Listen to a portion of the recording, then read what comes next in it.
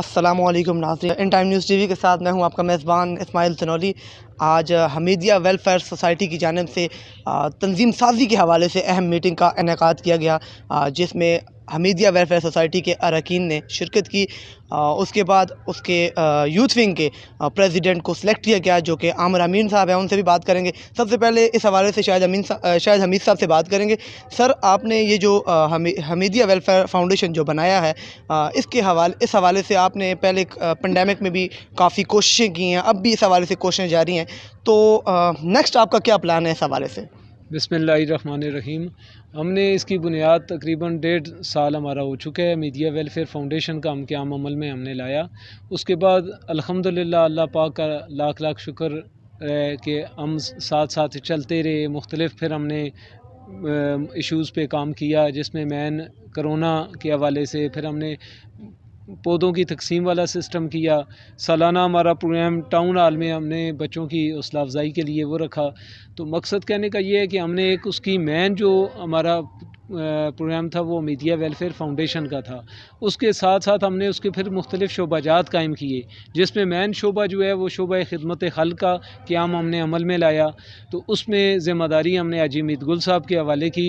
तो अल्हम्दुलिल्लाह उन्होंने ठीक उसका रिस्पांस दिया, उनकी पूरी टीम ने, जिसमें डॉक्टर अल्ताफ़ साहब हैं, मलक राशिद साहब, हनीफ अज़ारवी साहब और इनके साथ पूरी टीम शामिल थी। मुख्तलिफ लोग हैं, अब मैं किस किस का नाम लूँ, किस का नाम छोड़ दूँ।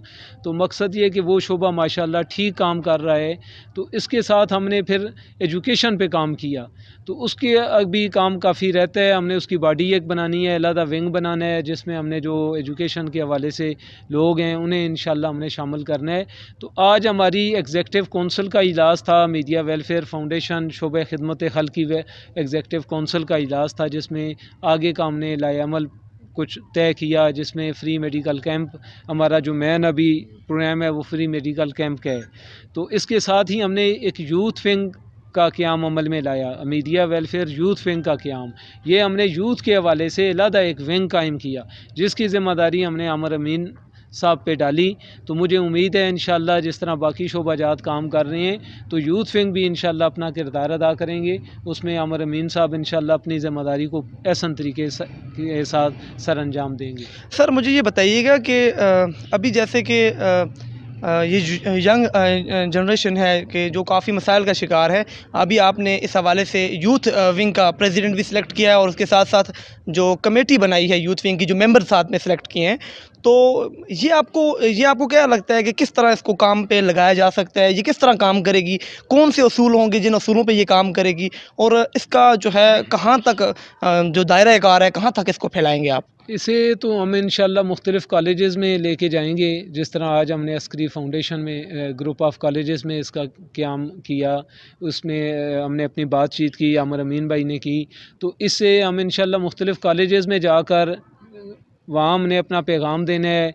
जो यूथ है, जो नई नस्ल है, उसे हमने एक प्लेटफार्म पे लाना है। तो हमारा मकसद ये है कि जो मौजूदा सूरत हाल है, जो हालात चल रहे हैं, उसमें ये गलत लाइन पे ज़्यादा हमारी नई नस्ल जा रही है। कोई मंशियात की तरफ जा रही है, कोई गलत सोसाइटी की तरफ। हम उन्हें एक प्लेटफार्म पे लाएँ, उनकी तरबियत करें, तरबियती प्रोग्राम करें, हम उन्हें एक मुस्बत लाइन पे लेके आएँ। वो हमारा मेन मिशन है। बहुत शुक्रिया सर। इसके साथ साथ हमारे साथ मौजूद हैं डॉक्टर साहब, डॉक्टर अल्ताफ़ साहब, और इनसे इस हवाले से पूछेंगे। सर, आप भी इस कमेटी के रुकन हैं और माशाल्लाह काफ़ी वर्कआउट कर रहे हैं यहाँ पे हमीदिया वेलफेयर फाउंडेशन की जानिब से। तो क्या मैसेज देना चाहेंगे जो मुखय्यर हजरात हैं, उनके लिए क्या मैसेज देना चाहेंगे आप? बिस्मिल्लाहिर्रहमानिर्रहीम। सबसे पहले तो मैं शुक्रगुज़ार हूँ इन टाइम न्यूज़ का कि उन्होंने मुझे इस नेक मकसद के लिए यहाँ पे बुलाया। और हमारी ये जो फाउंडेशन है, इसका जो मेन बेसिक मकसद है वो है लोगों की फ़लाह और बहबूद के लिए काम करना। तो पिछले 2 साल से हम लोगों की फ़लाह और बहबूद के लिए इंशाल्लाह काम कर रहे हैं, और हमने बहुत ज़्यादा जो ना वर्क किया है। ख़ासकर हमने जो ना वो बहुत से जो हमारे दूर दराज इलाके हैं, वहाँ पे हमने फ्री मेडिकल कैंप का इनेकाद किया है। सबसे पहले हमने जो ना वो फुलवाली में फ्री मेडिकल कैंप का इनेकाद किया है अपनी फाउंडेशन की तवसत से, और उसमें 550 या 600 के करीब जो है ना वो जो मरीज़ हैं वो उस फ्री मेडिकल कैंप में आए हैं और वो अद्वियात लेकर गए हैं। उसके बाद हमने दूसरा जो फ्री मेडिकल कैंप है वो टेहरी के हाल में अरेंज किया था, उसमें भी 350 से बल्कि इससे ज़्यादा जो है ना वो पेशेंट्स हैं वो आए हैं और वो मेडिसिन लेकर गए हैं। तो हमारा जो बेसिक मकसद है वो फलाह बहबूद है, लोगों की सेहत के वाले से भी, और इसी तरह जो हमारा जो ये काम है वो गरीब लोगों की अमदाद करना। क्योंकि उसके बाद जो ना वो आपको पता है कि सबसे बड़ा जो इशू था जो ग्लोबल वर्ल्ड में हुआ और पाकिस्तान में भी, वो था कोरोना वायरस। तो कोरोना वायरस के वाले से हमने एनवायरनमेंट के प्रोग्राम भी रखे, अवेयर के प्रोग्राम भी रखे हमने। तो उसमें हमने जो सबसे ज़्यादा काम किया है वो आपको पता है कि जो मज़दूर थे, जो मज़दूर तबका था, उनके लिए बड़े मसाइल थे। तो उन्हीं के मसाइल की वजह से, क्योंकि वो घर में थे, कोई काम काज नहीं था, तो अल्हम्दुलिल्लाह हमने इस प्लेटफार्म से, मीडिया फाउंडेशन के प्लेटफार्म से उन लोगों के घरों तक राशन पहुंचाया है। और इसमें अल्हम्दुलिल्लाह हमने किसी किस्म का कोई ग्रुप सेशन, फ़ोटो सेशन, कुछ इस तरह की चीज़ें नहीं की। डोर टू डोर उन तक तकरीबन 350-400 फैमिलीज़ तक हमने राशन दिया है। उसके बाद जो ना वो इसी तरह जो ना वो हम अभी जो ना वो आज की जो हमारी मीटिंग थी, हमारी मंथली मीटिंग होती है, तो उसमें हमने आगे का लाए अमल अख्तियार किया है। तो इंशाल्लाह मज़ीद जो ना हम इस काम को वसअत देंगे और इंशाल्लाह फलाह और बहबूद के कामों में बढ़ चढ़ कर हिस्सा लेंगे। तो मैं अगेन आप लोगों का बहुत शुक्रगुज़ार हूँ कि आपने इस प्लेटफार्म से मुझे बोलने का मौका दिया। बहुत बहुत शुक्रिया जी। बिल्कुल जी, इसके साथ साथ हमारे साथ मौजूद हैं youth wing media welfare foundation के प्रेसिडेंट आमिर अमीन साहब। इनसे इस हवाले से जानने की कोशिश करेंगे। सर, आप हमें ये बताएं कि आप जब आपको ये ओहदा दिया गया है, यूथ विंग का प्रेसिडेंट का ओहदा जो दिया गया है, इस हवाले से आप कैसा महसूस करते हैं? औज़ुबिल्लाहि मिनश्शैतानिर्रजीम, बिस्मिल्लाहिर्रहमानिर्रहीम। इस जो फाउंडेशन के जो चेयरमैन हैं शाहिद हमीद साहब, मैं सबसे पहले तो इनका शुक्रिया अदा करता हूँ और पूरी कबीने का शुक्रिया अदा करता हूँ जो इसमें जितने मेंबरान ने मुझ पर एतमाद का इज़हार किया और मुझे जो है youth media welfare youth district Abbottabad के अंदर मुझे जो नुमाइंदगी यूथ की दी है, तो मैं इनका शुक्रगुज़ार हूँ और अल्लाह ताला का भी शुक्रगुज़ार हूँ कि अल्लाह पाक ने मुझे इस काम के लिए चुना है। क्योंकि ये जो ओहदा है या कोई भी जो मेंबर इसका फाउंडेशन का मेंबर है, ये कोई पैसे वगैरह या इस तरह का मामला नहीं होती है। अल्लाह ताला ये अल्लाह पाक की ख़ास जो है अल्लाह पाक की देन होती है। ये अल्लाह पाक ये अल्लाह पाक किसी को देता है।